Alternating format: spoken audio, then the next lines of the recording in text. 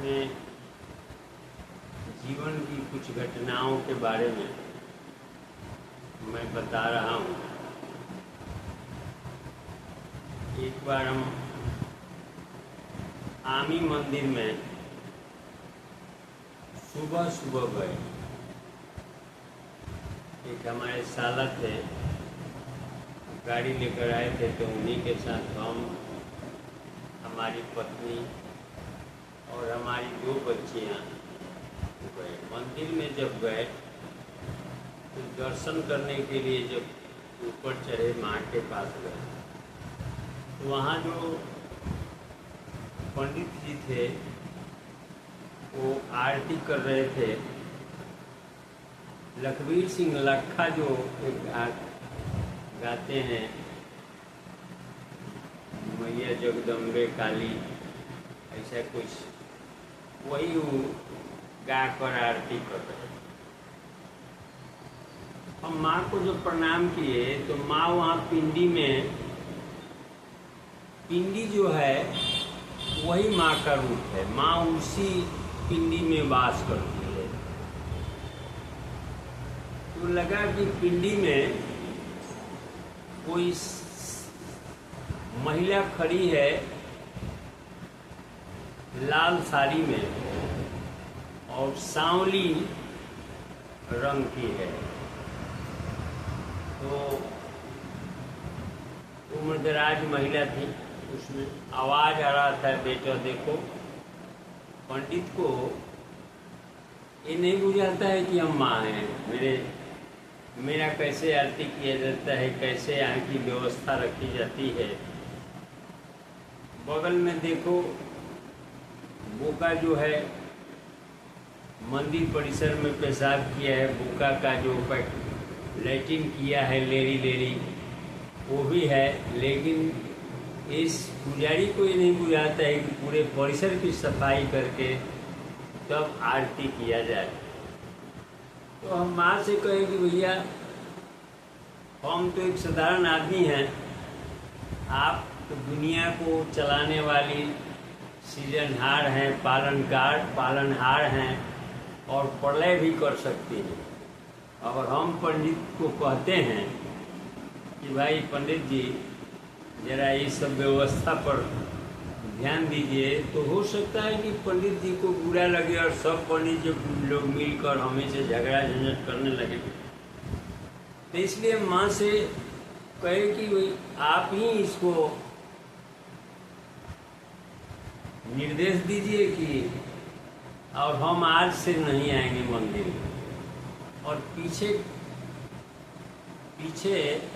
पिछकुड़िए जैसे नहीं, पीछे की तरफ चलते हुए सीढ़ी पर से उतरे। और हमको बड़ा दुख हुआ कि लोग पूजा करते हैं लेकिन उनको ये विश्वास नहीं है कि माँ यहाँ साक्षात बसती है। माँ की कैसे पूजा आराधना आरती की जानी चाहिए। तो थोड़ा सा हम अनाप शनाप भी बोल रहे थे पंडितों के संबंध में। तो वहाँ पर जो प्रसाद बेचने वाले हैं, पेड़ा फूल प्रसाद बेचने वाला एक कहा कि ठीक कह रहे हैं हजूर, अब बहुत अच्छे अच्छे साधक लोग दूर दूर के आते थे पहले माँ का दर्शन करने, अब नहीं आते। तो हम कहें कि अब माँ से कह दिए हैं, माँ जब तक यहाँ स्वच्छ व्यवस्था नहीं करेगी तब तक मैं नहीं आऊँगा। उसके 1 महीने के बाद माँ की कृपा हुई, DMSP का मीटिंग हुआ, वहाँ पर साफ सफाई का प्रोग्राम हुआ, कुछ सौंदर्यीकरण हुआ। और देखिए आज के डेट में आमी मंदिर का सौंदर्यीकरण हो रहा है। भारत सरकार और बिहार सरकार के प्रयास से जो करोड़ों में खर्च होने वाला है वहाँ पर।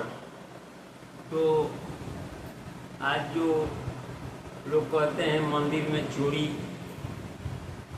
हो गया राम मंदिर में, तो एक मुद्दा लोग बना लिए हैं जो राम जी के प्रति श्रद्धा भी नहीं रखते हैं, फिर भी वो हल्ला मचा रहे हैं। अरे भैया, राम जी से शक्तिशाली आदमी थोड़े कोई है, अगर कोई चोरी किया है तो उसको दंड अवश्य मिलेगा, वो दंड से वंचित नहीं रह सकता है।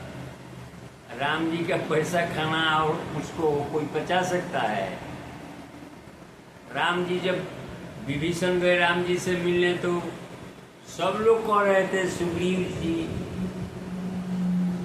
सारे लोग, जामवन जी की भैया वो दुश्मन का भाई है, वो क्या करेगा क्या नहीं, मिलने आया है तो वो कहे कि भाई आने दो, मेरे सामने जो भी आता है पापी से पापी आत्मा तुरंत तो पाप मुक्त हो जाता है।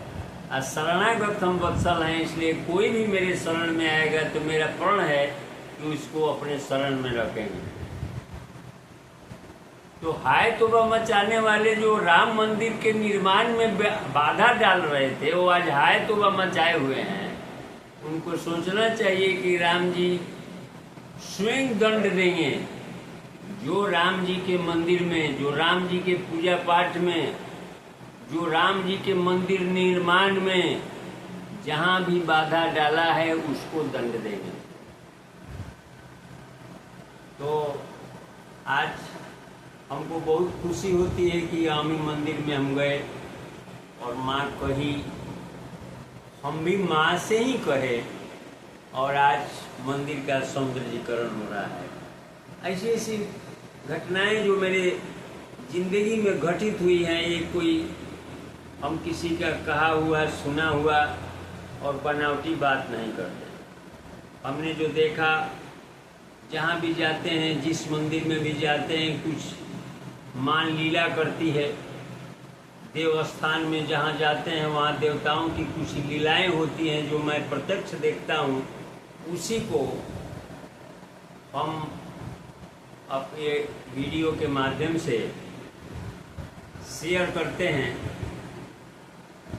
अगर इसलिए शेयर करते हैं कि भैया सब लोग दृढ़ विश्वास से माने कि भगवान हैं, थे और रहेंगे, तीनों काल में, हर जगह, हर समय रहते हैं। जैसे अंधा है तो सूर्योदय होता है, उसको बराबर है, उसको रात दिन बराबर है अंधे के। वैसे ही जो नास्तिक पुरुष हैं उनको भगवान कहीं दिखाई नहीं देते हैं, वो तर्क करेगा, कुतर्क, भगवान के अगेंस्ट में बोलेगा, सज्जनों के अगेंस्ट में बोलेगा।